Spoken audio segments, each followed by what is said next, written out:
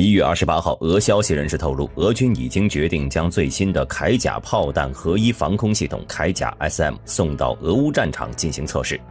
据了解，这款防空系统可以发现75公里范围内的小型目标。如果使用新型的超音速防空导弹，那么拦截空中目标范围将增加到40公里。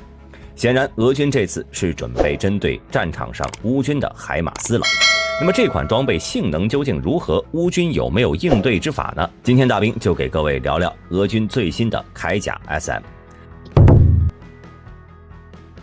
铠甲系列防空系统呢，最早诞生于苏联防空军上世纪80年代末提出的新型近程防空系统研制计划。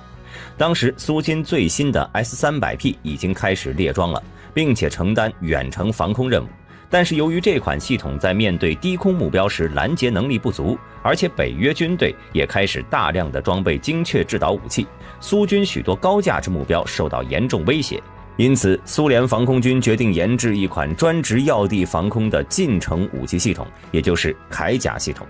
1990年，图拉仪器制造设计局开始基于 2K22 通古斯卡自走炮研制铠甲 S。由于期间受到苏联解体以及俄罗斯经济低迷等诸多因素，导致研发工作整整持续了4年半时间，直到1994年才完成第一辆样车。而作为一款俄联邦成立后新研发的先进装备，俄军自然也对铠甲 S 寄予了厚望，但它早期的性能实在是不尽如人意啊。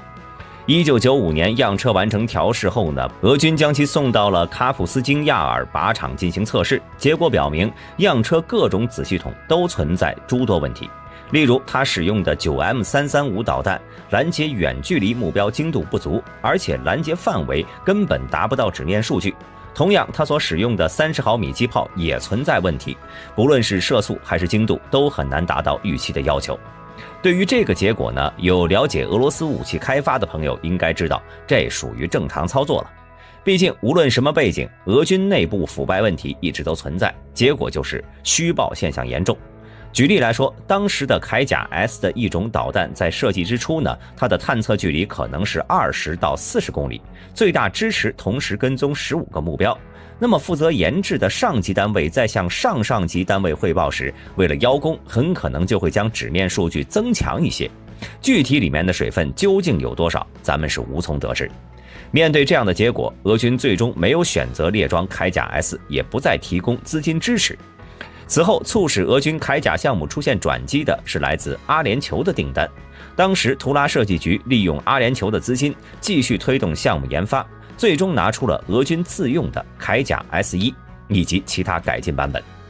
而改进后的铠甲 S1 综合来看呢，在性能上的确有大幅提升。例如，它使用的卡马斯6560型4轴8轮底盘，装备了新款探测与跟踪系统、武器系统，全系统作战反应时间仅需4到6秒。其中 S 波段 ERS-1E 搜索雷达探测距离在24到50公里间，最大可以同时跟踪20个目标。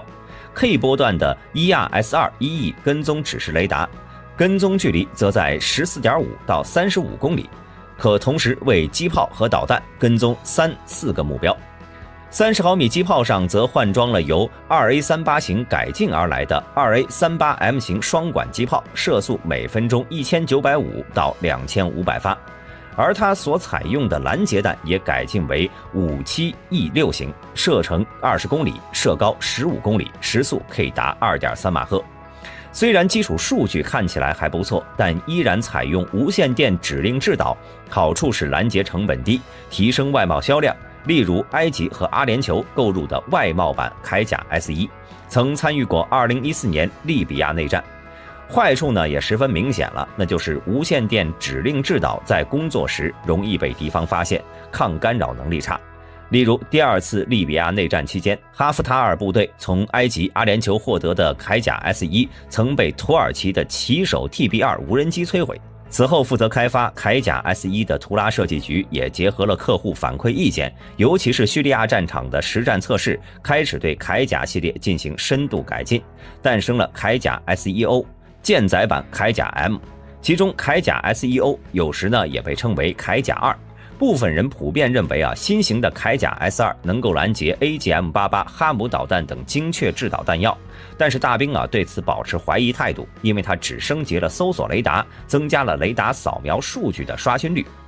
由原来的 ERS-1E 搜索雷达换成了 RPS-3 型无源相控阵搜索雷达，最多可以跟踪24个目标，具体拦截范围并没有增加多少。至于本次俄军准备投入俄乌战场的铠甲 SM， 最早出现在2015年莫斯科航展展示视频中，随后便一点消息都没有了。直到2019年6月，铠甲 SM 才出现在了军队2019论坛防务展上。根据当时俄军公布的信息，这款系统可以同时发现并跟踪多批次的空中目标，拦截各种制导弹药以及中小型无人机，甚至具备一定的拦截末端弹道导弹的能力。但综合这次俄军的情况来看，这款装备并没有完全成熟，上战场也只是用于测试的。那么这款系统究竟有没有能力拦截海马斯发射的火箭弹呢？先说大兵的看法，对于铠甲 SM 来说，它有能力拦截，但在特殊情况下或许根本没能力拦截。为什么大兵会这么说呢？原因在于铠甲 SM 对比铠甲 S1 只是基础数据方面得到提升，关键缺点并没有得到改善。在配用底盘上，它换用了卡马兹6560卡车底盘的改进型，由于采用了新的引擎，整体效率提升了 1.2 到 1.4 倍。在公路机动时呢，最高时速可以达100公里，燃油携带量350升，续航力1000公里，并为驾驶室增设了防护装甲，保护成员在操作时可以免受弹片的杀伤，整体防护性能更好，战场生存性提高了一些。但有报道称，新底盘并非完全俄罗斯制造，变速箱等设备仍依赖于进口，而这一点呢，很大概率会影响到铠甲 SM 的产量。探测系统方面，它还安装了新的3坐标搜索雷达，最大搜索距离从铠甲 S1 的24到50公里提高到75公里，交战距离也增加到40公里，同时可以跟踪超过100个目标，性能上对比铠甲 S1 有成倍的提升。而除了搜索雷达和火控雷达，铠甲 SM 还配备了敌我识别天线，武器站上方还增加了一套红外光电系统。曾有分析认为，这套系统对低空目标的探测距离超过了15公里，可以作为雷达探测和火控系统的有效补充。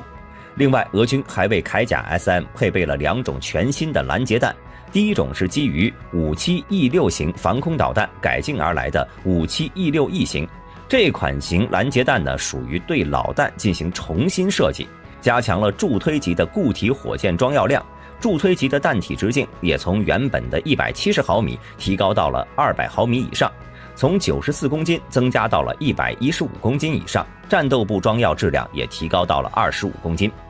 而由于它对比老弹加强了助推段的比冲，所以导弹速度对比 57E6 型有巨大提高，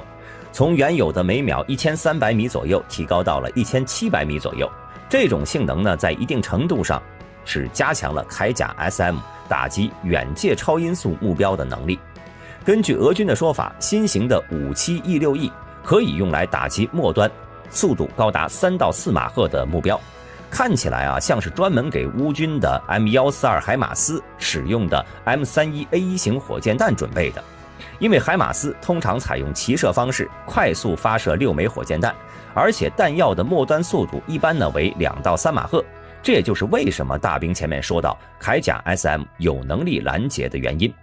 另一种导弹就比较奇特了，是之前俄军公开过但从来没有见他们用过的一种名为钉子的微型防空导弹。从外观看呢，这种微型导弹4枚一组，集成后呢可以安装在 57E6E 发射筒的位置，发射架之间完全兼容。而它的加入呢，算是增加了铠甲 SM 在执行不同任务时的灵活性，与 2A38M 机炮同时使用，可以增强在导弹2000米禁区内的拦截能力，增强在导弹公里禁区内的拦截能力，以及对抗乌军战场上大量军用、商用甚至是普通玩具级的无人机等低成本目标消费比。只不过呢，目前有关这款微型防空导弹的信息，俄军并没有透露多少。但从它的外形来看呢，钉子大概率是没有安装类似铁穹的红外成像导引头的，沿用着老旧的无线电指令制导设备。这里大兵插一句啊，前面提到的新款拦截弹 57E6E 也是沿用了原先的无线电指令制导模式，需要车载制导站持续对目标进行照射。这意味着在战场上，无论是哪种弹药，铠甲 SM 的多目标交战能力依然是最大问题。只要乌军微调使用海马斯的方式，那么俄军的铠甲 SM 还是很好破解的。因此大兵才会说，他在特殊情况下或许没有能力成功拦截海马斯。综合来看，铠甲 SM 系统性能上呢，经过改进，比原版数据方面有成倍的提升。但纸面数据想要做得好看，对于俄军而言实在是太容易了，具体还是要以实战情况来说话。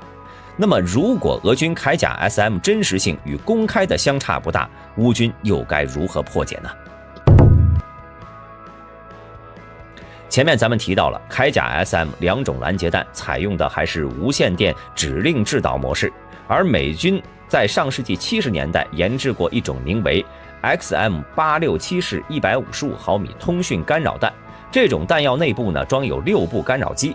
频率覆盖范围为2兆赫到1000兆赫，外形为短圆柱体，高 88.9 毫米，直径127毫米，每部干扰机还有一个消旋翼片和一根飘带。母弹到达目标区域上空约1000米高度时，6部干扰机依次抛出，借消旋翼片和飘带作用，使干扰机垂直下降，以每秒40米的速度落地，钻地深度达到25毫米到75毫米，然后天线沿地表面展开，几秒钟后呢，便会启动干扰机，对敌指挥通信实施阻塞式干扰，并且可以使用155毫米口径火炮发射，最大射程达到17.7公里。美军曾在海湾战争中使用过这种通信干扰弹，干扰伊拉克的无线电通信网，效果相当不错。因此乌军在得知俄军将铠甲 SM 拉上场后，他们完全可以向美军申请援助这种弹药。考虑到此类武器对比其他先进武器并不敏感，所以乌军获取呢也并不困难。在凭借北约的 CI-4SR 侦察体系提前知晓俄军部署铠甲 SM 的位置，很容易就能将其打掉。那么说到这里，大兵简单聊一下北约的 CI-4SR 侦察体系。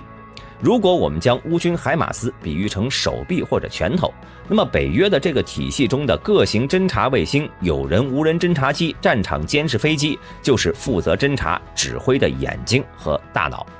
但从俄乌战争开始，他们就可以肆无忌惮地穿越交战上空，或者在乌克兰周边以及黑海海域巡弋，